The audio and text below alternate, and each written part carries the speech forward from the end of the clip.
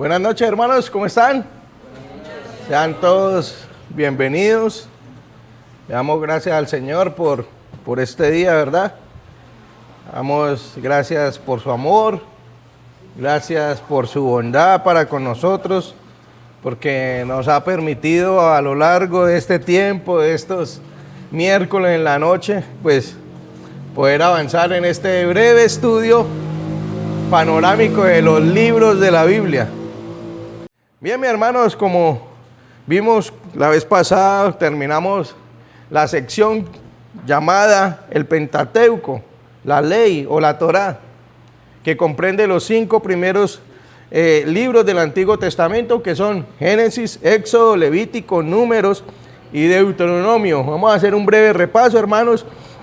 En Génesis, ¿qué vimos? Vimos la creación del ser humano. Vimos cómo cae este ser humano en pecado, vimos el diluvio. En el capítulo número 12 vemos a Dios llamando a un hombre llamado Abraham y hace un pacto con él. Dios le promete a este hombre que le iba a dar una descendencia y lo cumple, ¿verdad? ¿Le dio a quién? A Isaac. Pero no solamente esto, sino que también le dice que su descendencia sería ¿qué? Grande. Y que le daría ¿qué? Una tierra para que fuera una gran nación. Y no solamente esto, sino que también le dice que por medio de esa descendencia traería bendición ¿a quién? A todas las familias de la tierra. Esto lo vimos en Génesis. Génesis finaliza con las 2 primeras partes de esta promesa cumplidas, ¿verdad? Dios le dio una descendencia a Abraham, claro que sí. Y vemos que cómo esta descendencia creció y se multiplicó aún estando cautivos en Egipto. En el segundo libro, en Éxodo, aprendimos que Dios de Moisés trajo la liberación a este pueblo que estaba siendo oprimido allí en Egipto. Y también vimos que Dios juzgó a la nación de Israel que los tenía cautivos y oprimidos. En el libro de Levítico vimos que Dios es ¿qué? Santo, hermanos. Y vemos que cómo le entregan la ley al pueblo con el fin de que ellos, siendo un pueblo pecador, pudieran vivir en comunión con este Dios santo. Y que por medio de la santidad que ellos debían reflejar en su vida como nación, pudieran dar a conocer a las naciones alrededor el carácter santo de Dios.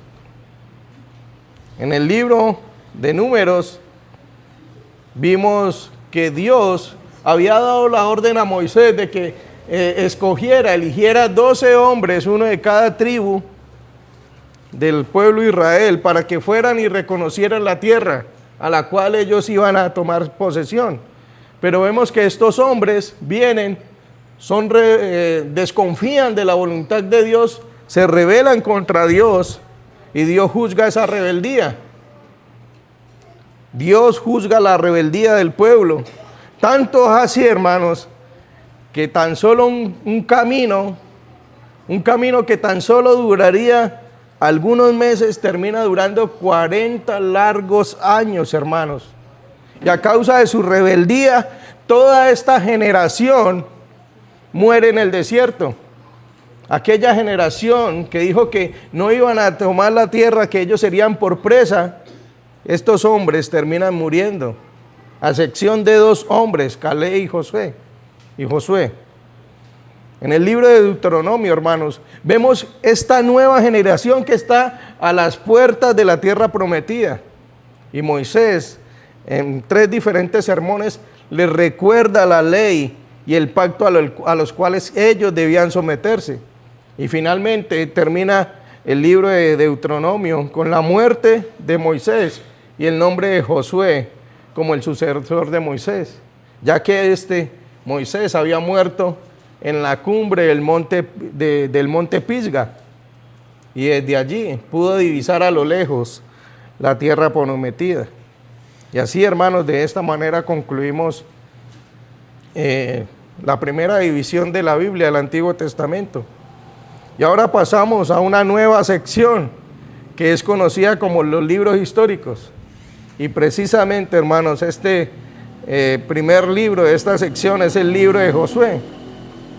Y en este libro, hermanos, vemos cómo el Señor va a seguir dando cumplimiento a sus promesas, promesas que habían sido hechas a Abraham 400 años antes. Pero ¿quién fue el escritor de este libro de Josué? Josué, hermanos, el escritor de este libro, fue el sucesor de Moisés. Josué fue uno de los grandes líderes y caudillos militares más importantes de todo del Antiguo Testamento. Dios lo elige a él para conducir al pueblo de Israel hacia la tierra prometida después de la muerte de Moisés. Josué, quien se llamaba Oseas, y Moisés le cambia el nombre a Josué, fue ayudante de Moisés desde muy joven. Él sirvió fielmente a Moisés, lo acompañó en momentos muy importantes. Incluso cuando Moisés subió al monte Sinaí para recibir la ley, él al bajar del monte, ahí estaba Josué para servirle. Este Josué, hermanos, fue uno de los 12 espías que Moisés envió a reconocer la tierra. Y tan solo Josué y Caleb fueron los que confiaron en que Dios daría la victoria al pueblo, mientras los otros 10 desanimaron al pueblo. Y por su fe, por su obediencia a la palabra de Dios, Dios prometió que ellos dos eran los únicos que iban a entrar en la tierra prometida de esa generación. Entonces vemos que Josué fue elegido por Dios para conquistar la tierra prometida de Canaán. Él guió a los israelitas a cruzar el río Jordán. Él lideró las campañas militares para establecer los 12 tribus de Israel. Y él destacó por su valentía, por su fe, pero también por su obediencia. Así que este Josué fue quien escribió el libro de Josué, valga la redundancia. Incluso vemos una evidencia bíblica allí mismo en el libro de Josué, en el capítulo 24, en el verso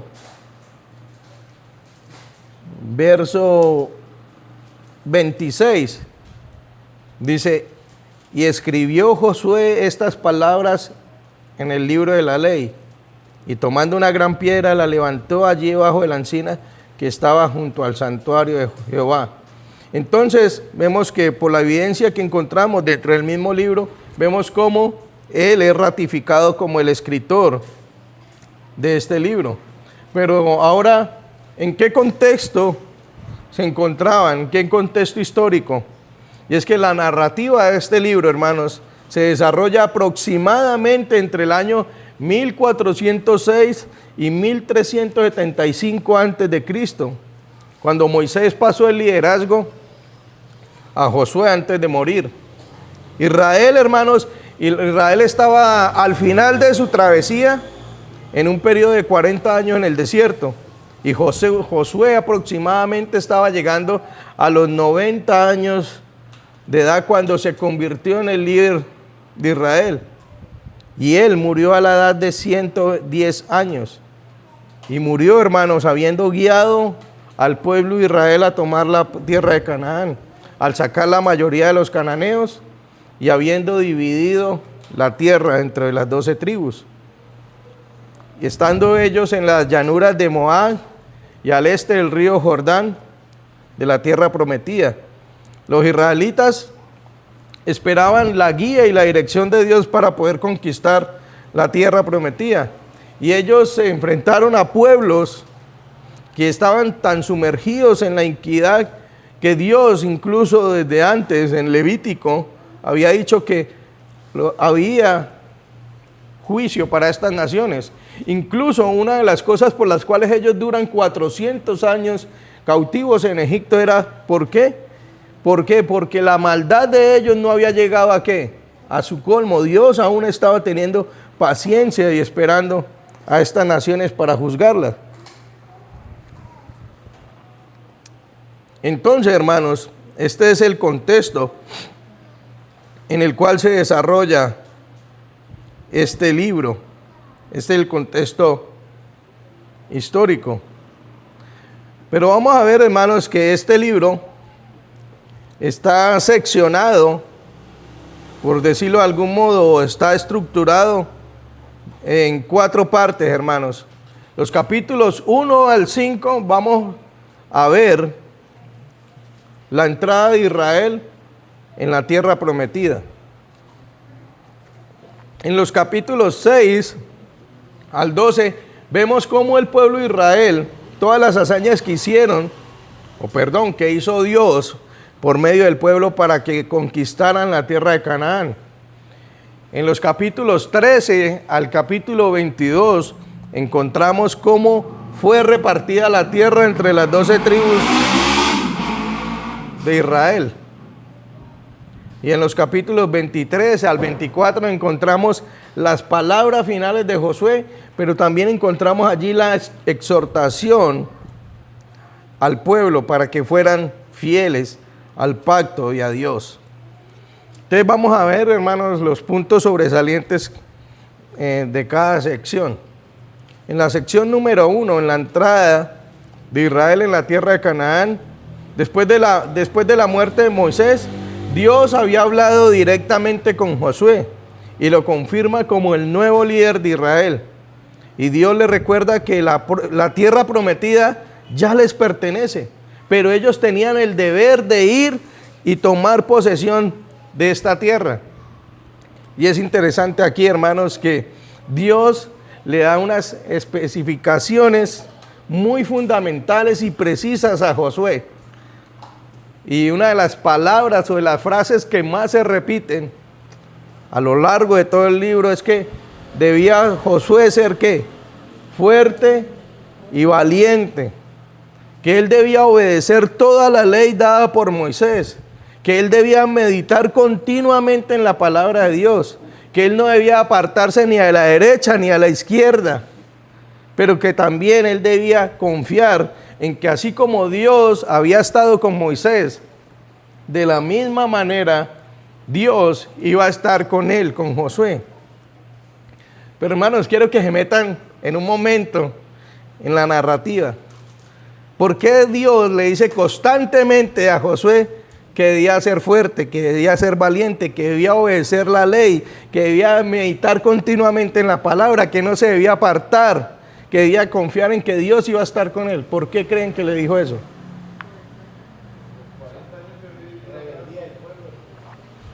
Por la rebeldía del pueblo. Así es, hermanos, así es. Y piensen esto, Josué ve que acaba de morir Moisés, que era su maestro. Él había sido un siervo fiel de Moisés. Él había visto todo lo que Dios había hecho por medio de Moisés. Él había visto cómo se había comportado el pueblo, hermanos, a lo largo de toda esta travesía en el desierto, desde que salieron de Egipto hasta ese momento. Y ahora, él había sido comisionado por Dios para seguir la travesía a Canaán.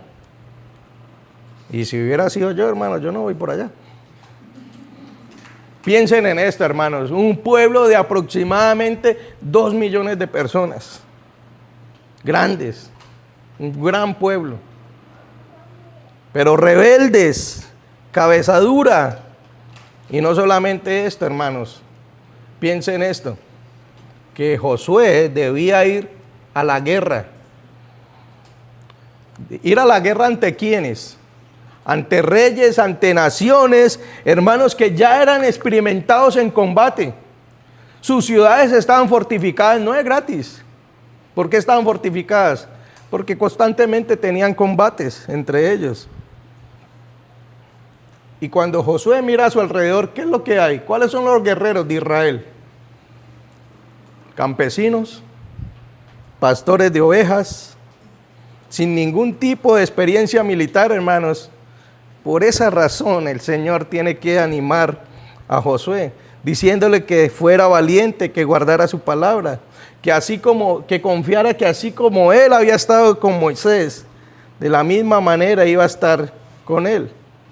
No solamente Josué debía ser animado, hermanos, para cumplir con su deber, sino que él mismo debía poner diligencia en hacer todo lo que Dios le había encomendado. Por esa razón, hermanos, vemos expresiones como estas dentro de este libro de Josué. Y de la misma manera, hermanos, nosotros debemos ser alentados por el Señor, animados por el Señor, obedecer su palabra, confiar en Él para poder llevar a cabo lo que Él nos ha encomendado, hermanos. No es en nuestras fuerzas, no es en nuestras capacidades, porque nosotros somos bien incompetentes, hermanos. Necesitamos la gracia del Señor, necesitamos el poder del Señor para poder cumplir lo que Él nos ha encomendado. Entonces, inmediatamente, hermanos, después de esto, Josué comienza a organizar al pueblo para cruzar el Jordán.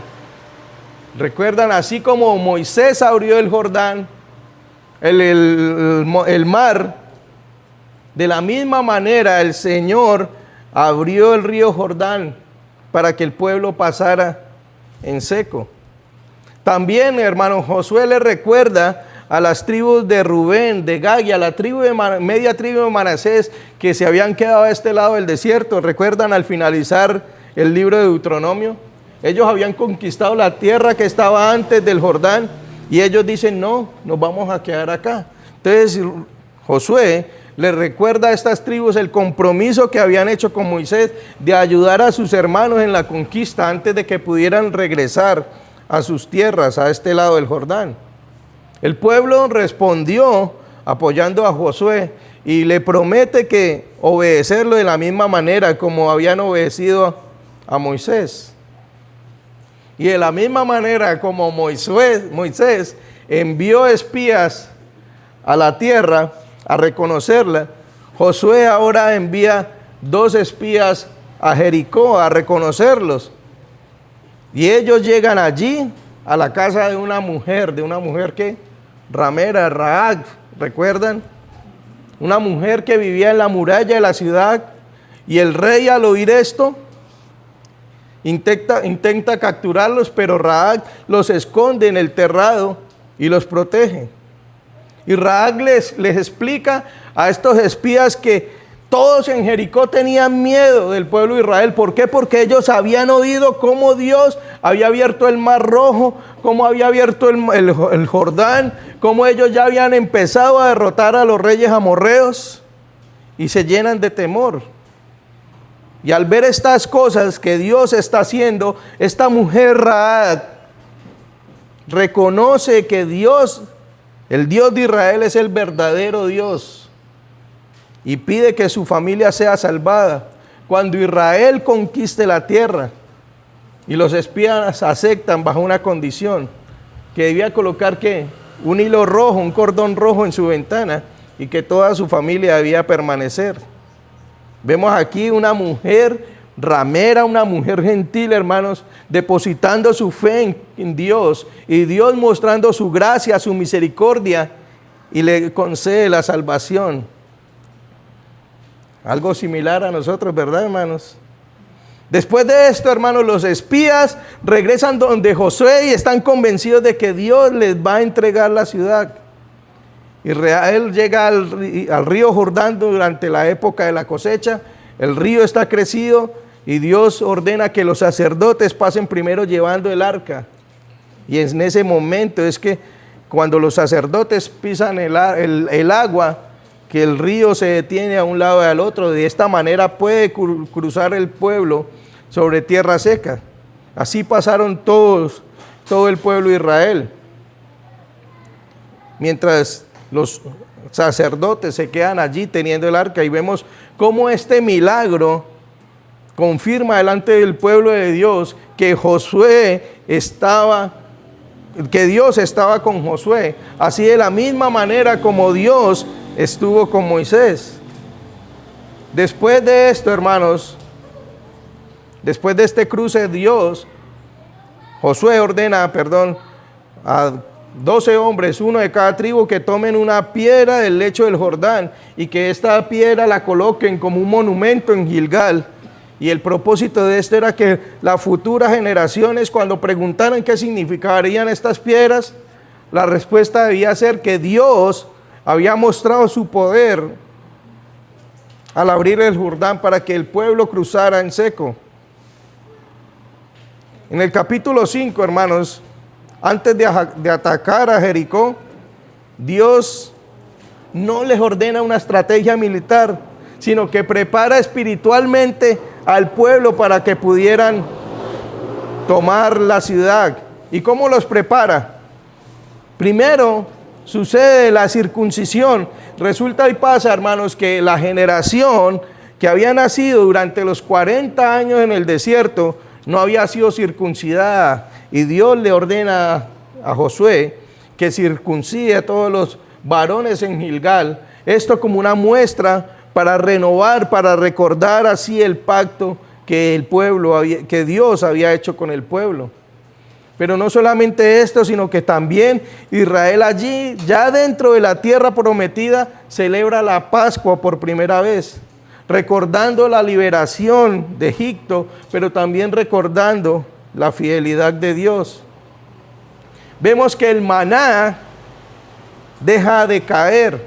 ¿Por qué? Porque ellos ya habían empezado a comer de los frutos de la tierra allí en Canaán. Y esto marca el fin allí del periodo del desierto y el comienzo de una nueva etapa para el pueblo de Israel. Pero hay un suceso bastante interesante. Es que Josué se encuentra con un hombre que tiene una espada desenvainada. Y cuando él le pregunta, ¿usted es amigo o enemigo? La respuesta de este hombre que está delante de él dice, no, mas como príncipe del ejército de Jehová he venido ahora. Al oír estas palabras, Josué cae rostro en tierra y recibe la orden de quitarse las sandalias. Algo similar a lo que ocurrió con Moisés cuando fue llamado. Hermanos, estos primeros capítulos nos muestran que la conquista de Canaán comienza mucho antes de la primera batalla. Y Dios prepara a su pueblo, hermanos, para tomar la tierra en tres aspectos. En el liderazgo, confirmando a Josué como el sucesor de Moisés.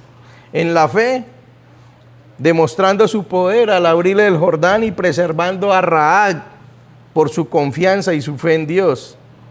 Pero también lo prepara en la vida espiritual, renovando el pacto mediante la circuncisión, celebrando la Pascua y recordando que la presencia de Dios es la verdadera garantía de la victoria. Y en conjunto estos capítulos nos enseñan, hermanos, que las victorias del pueblo de Dios nacen de la obediencia a Dios, nacen de la fe en Dios y de la comunión con Él, más que cualquier fuerza humana o cualquier habilidad que nosotros podamos llegar a tener. En la segunda sección, hermanos, en los capítulos del 6 al 13, vemos la conquista inicial de la tierra prometida. Estos capítulos nos narran cómo Dios entrega a Israel las principales ciudades y las regiones de Canaán, mostrando que la victoria depende de la obediencia a Dios y no de la fuerza militar. Lo primero que vemos allí es la caída de ¿qué ciudad? De Jericó. Jericó, hermanos, era una ciudad fuertemente amurallada y representaba el primer gran obstáculo para Israel. Y Dios les da una estrategia inusual, hermanos, porque si nosotros nos hubiéramos puesto a pensar, idear cómo saltar esas murallas y luego adentro ir a combatir, era algo ilógico, ¿verdad? Pero a Dios se le ocurre algo bastante interesante. El pueblo durante 6 días debía dar vueltas alrededor de la ciudad, una vuelta diaria alrededor de la ciudad. Pero en el día séptimo, 7 sacerdotes darían 7 vueltas en el séptimo día. Y la séptima vuelta, 7 sacerdotes tocarían las trompetas delante del arca del pacto. Y al sonar las trompetas, el pueblo iba a gritar, hermanos, y las murallas iban a caer. Y así efectivamente Israel obedeció como Dios lo había ordenado. Las murallas cayeron y la ciudad pudo ser conquistada. Y solamente Rahab y su familia fueron preservadas conforme a la promesa hecha por los espías. Pero allí en el capítulo 7, hermanos, encontramos algo interesante. El pecado de un hombre, Acán. Después de que Dios dio el triunfo al pueblo de Israel, vemos que Israel fue derrotado más adelante en Jai. ¿Y por qué fue derrotado? Porque ellos se llenan de confianza y dijeron, no, van hombres a mirar la ciudad y dicen, no, es un pueblo pequeño, no vaya toda la gente, vayan unos pocos y la van a tomar. No consultaron a Dios. Y ellos van, y estos que eran pocos los sacan corriendo, los derrotan.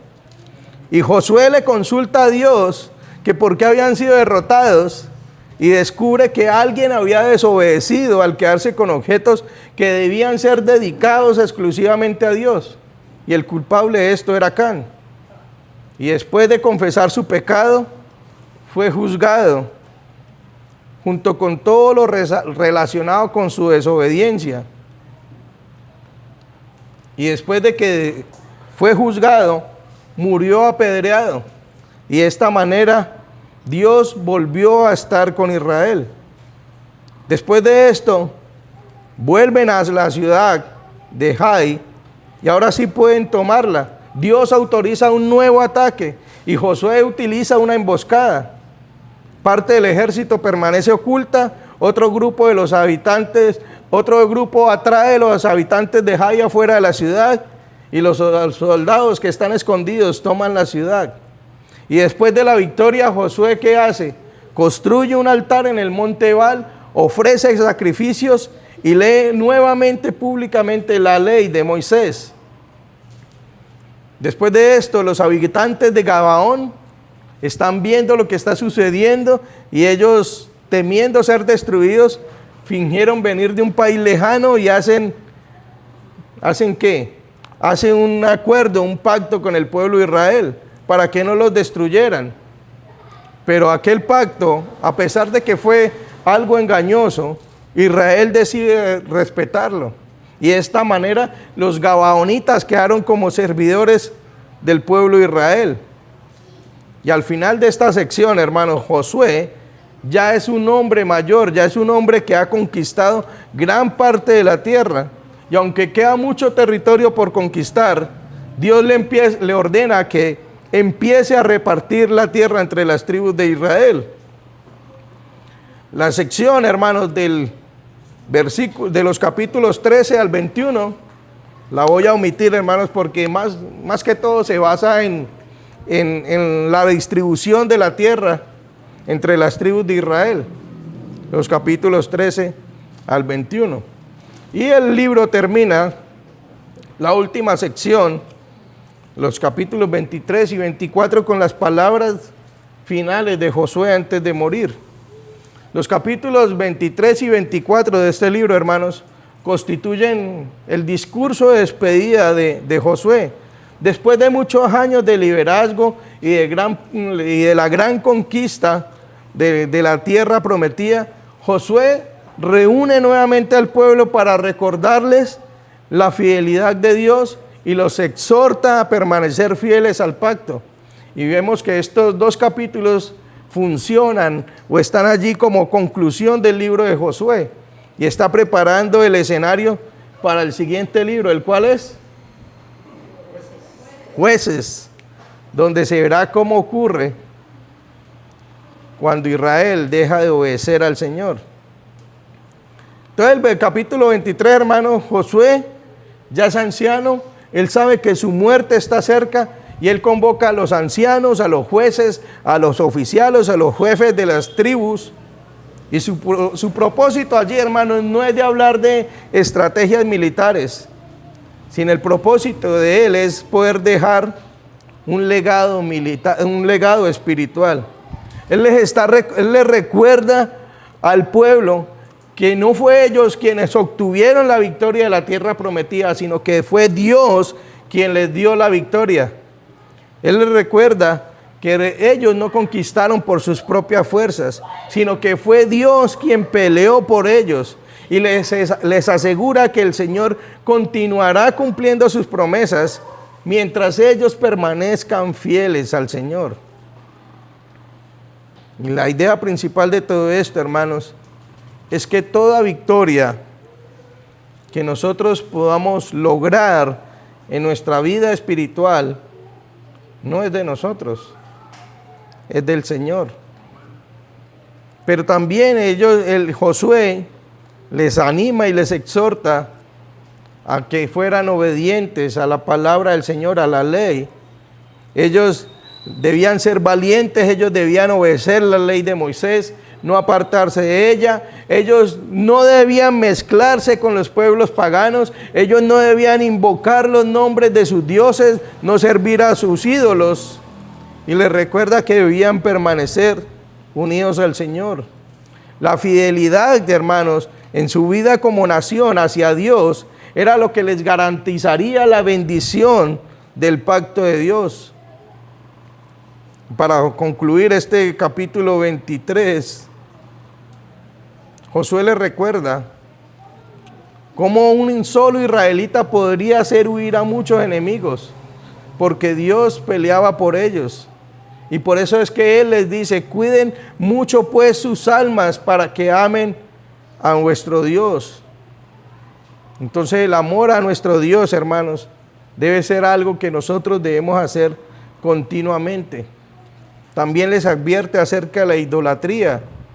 Josué les advierte seriamente que si se mezclaban con los pueblos cananeos, que si ellos servían a sus dioses, que si ellos abandonaban el pacto, Dios dejaría de protegerlos y que perderían la tierra que les había dado.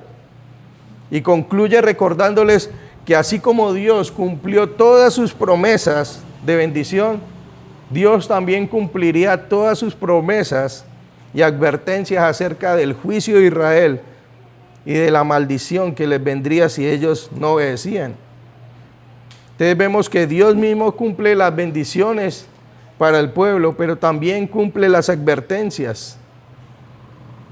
Entonces podemos aprender, hermanos, que nunca debemos olvidar que es Dios quien concede la victoria, que la obediencia debe mantenerse en nuestras vidas aún después de que nosotros logremos estas victorias espirituales. Y el mayor peligro, hermanos, para nosotros no son los enemigos externos, sino la idolatría interna en nuestros corazones. Y culmina el capítulo 24, hermanos, con la renovación del pacto en Siquén. Josué reúne a todo el pueblo allí en Siquén, en un lugar que tiene un profundo significado histórico. ¿Por qué, hermanos? Porque allí en Siquén fue donde Abraham levantó uno de sus primeros altares, donde Jacob enterró los ídolos de su familia, y ahora Israel nuevamente está en el mismo lugar, renovando oficialmente el pacto con Dios. Entonces, hermanos, vemos que allí Josué invita al pueblo a tomar una decisión. Les dice: teman al Señor, sírvanle con integridad, abandonen los ídolos.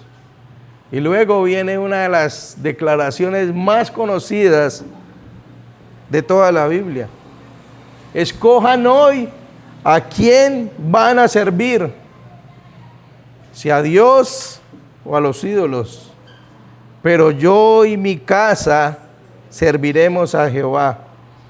Esta es una declaración, hermanos, que nos muestra que nuestra fe exige una decisión personal y familiar. El pueblo renueva allí su compromiso y el pueblo responde que nunca abandonaremos al Señor. Josué les recuerda que servir a Dios requiere un compromiso serio. Les exhorta a desechar los dioses extraños y a inclinar su corazón hacia Dios. Y termina, hermanos, el libro de Josué con la muerte de Josué, la sepultura de los huesos de José que habían sido traídos de Egipto, durante el éxodo finalmente son enterrados allí en Siquén. Y este hecho simboliza el cumplimiento de la promesa hecha siglos antes a los patriarcas. Muere el sumo sacerdote y con esto, hermanos, termina una generación completa. Moisés, Aarón, Josué, el sacerdote. Y concluye con una etapa y comienza una nueva para el pueblo de Israel.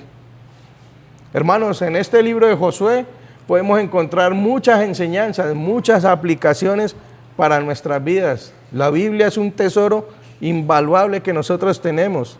Y voy a mencionar tan solo una de las enseñanzas que yo creo que para mí tienen relevancia.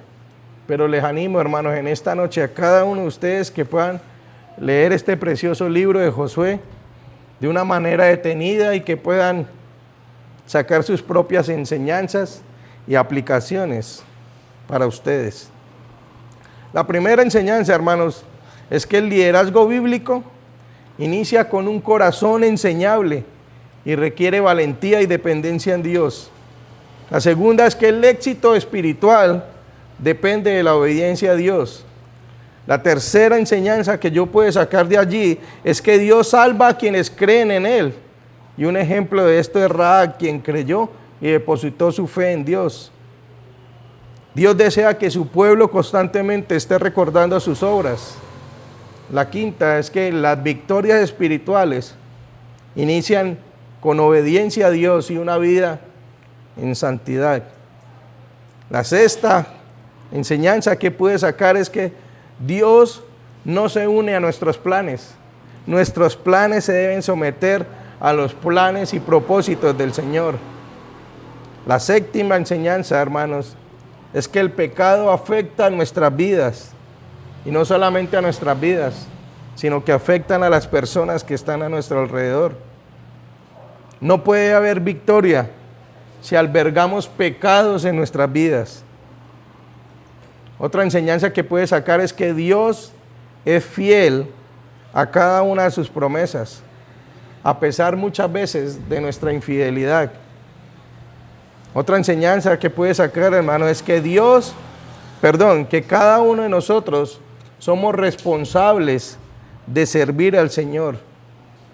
Y la última, hermano, es que la fidelidad a Dios requiere esfuerzo, requiere compromiso y una diligencia constante en dependencia al poder de Dios y su palabra. De esta manera, hermanos, concluimos con este panorama bíblico acerca del libro de Josué. Y les animo, hermanos, como les dije, a leerlo y poder disfrutar de la gran bendición de leer y guardar la palabra del Señor. Amén. Damos paso a nuestro hermano Pastor Jorge. Dios les bendiga, hermanos.